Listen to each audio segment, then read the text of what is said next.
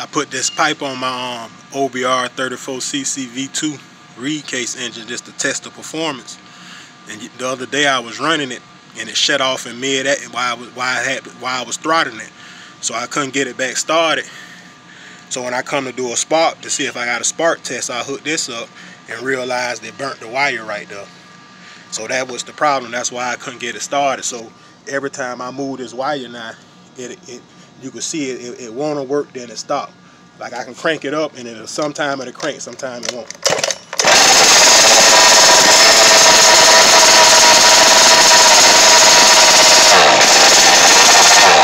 See, I moved the wire, it shut off.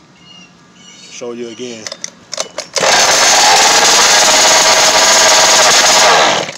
As soon as I touched the wire, so it burnt the wire right there. So anybody know why I can get the wire, the hookup, let me know, drop a comment.